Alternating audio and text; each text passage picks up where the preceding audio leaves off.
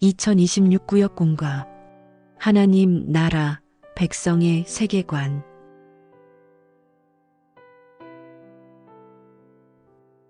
종려주일 그리스도의 길을 따라. 예수님께서 예루살렘에 입성하실 때 사람들이 종려나무 가지를 흔들며 환호했습니다. 그러나 그 길 끝에는 고난과 십자가가 기다리고 있었습니다. 그리스도의 고난의 길을 따라가는 신앙의 자세를 돌아봅시다. 1. 그리스도의 고난은 우리가 따라야 할 본입니다.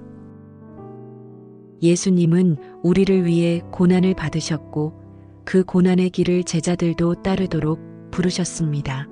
그리스도의 고난은 단지 구경하거나 감상하는 대상이 아니라 성도가 따라야 할 길입니다. 안타깝게도 종려주일의 환호는 곧 십자가 앞에서 침묵으로 변했습니다.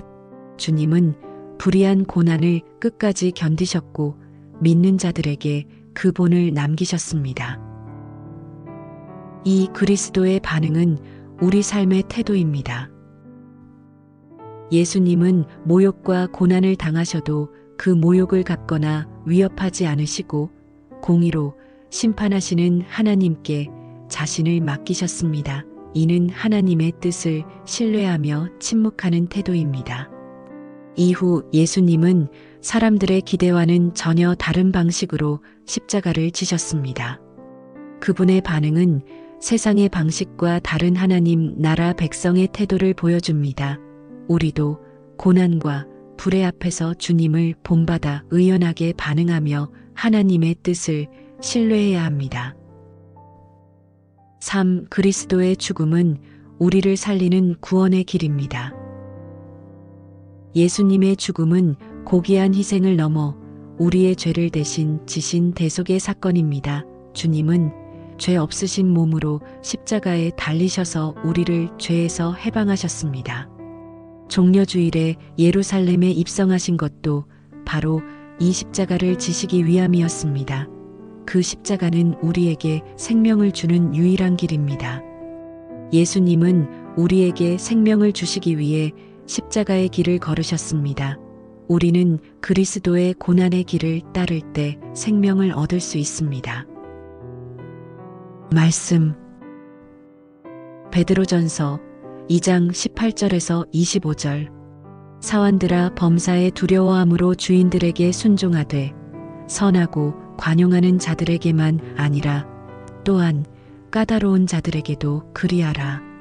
부당하게 고난을 받아도 하나님을 생각함으로 슬픔을 참으면 이는 아름다우나 죄가 있어 매를 맞고 참으면 무슨 칭찬이 있으리요. 그러나 선을 행함으로 고난을 받고 참으면 이는 하나님 앞에 아름다우니라. 이를 위하여 너희가 부르심을 받았으니 그리스도도 너희를 위하여 고난을 받으사 너희에게 본을 끼쳐 그 자취를 따라오게 하려 하셨느니라. 그는 죄를 범하지 아니하시고 그 입에 거짓도 없으시며 욕을 당하시되 맞대어 욕하지 아니하시고 고난을 당하시되 위협하지 아니하시고 오직 공의로 심판하시는 이에게 부탁하시며 친히 나무에 달려 그 몸으로 우리 죄를 담당하셨으니 이는 우리로 죄에 대하여 죽고 의에 대하여 살게 하려 하심이라. 그가 채찍에 맞음으로 너희는 나음을 얻었나니 너희가 전에는 양과 같이 길을 잃었더니 이제는 너희 영혼의 목자와 감독 되신 이에게 돌아왔느니라. 암송 이를 위하여 너희가 부르심을 받았으니 그리스도도 너희를 위하여 고난을 받으사 너희에게 본을 끼쳐 그 자취를 따라오게 하려 하셨느니라. 베드로전서 2장 21절. 요점 그리스도의 고난 여정에 더욱 깊이 참여합니다. 본문 2에 베드로는 고난받는 종들에게 그리스도의 고난을 본으로 제시합니다. 예수님은 죄가 없으심에도 불의한 고난을 참으셨고 모욕을 당하실 때도 모욕으로 갚지 않으시며 오직 하나님께 자신을 맡기셨습니다. 이는 억울한 상황 속에서도 인내로 반응하는 태도를 보여줍니다. 예수님의 고난은 단지 본보기가 아니라 우리의 죄를 대신 지신 대속의 사건입니다. 그분이 십자가에 달리심으로 우리는 방황하던 삶에서 벗어나 영혼의 목자 되신 그리스도께로 돌아오게 되었습니다. 종려주일은 이처럼 고난을 통해 생명을 주신 주님의 길을 깊이 묵상하며 따르도록 초대합니다. 말씀 속으로 1. 예수님은 왜 우리에게 고난의 길을 본으로 보여주셨습니까?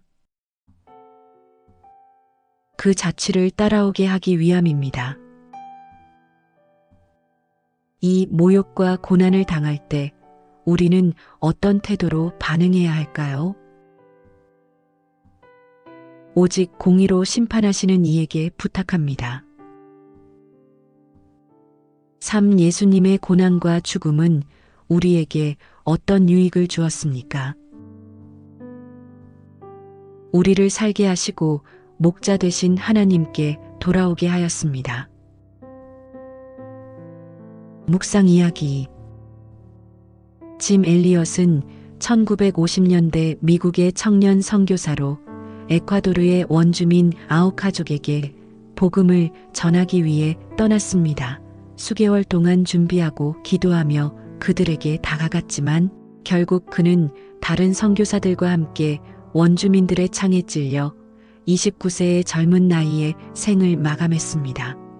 그는 생전에 영원한 것을 위해 일시적인 것을 버리는 자는 결코 어리석은 자가 아니다라고 말했습니다.